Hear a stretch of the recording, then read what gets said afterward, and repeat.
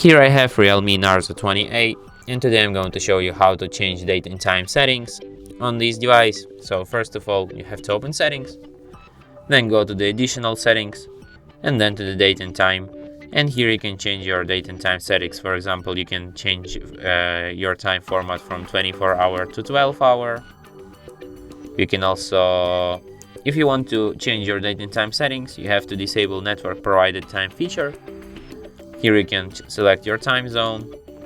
Here you can set up your date and time. Here you can select your date, and here you can change your time. You can also add home screen world clock, and you can also enable dual clock, display the time of your current location and your usual residence. And that's it. Thanks for watching.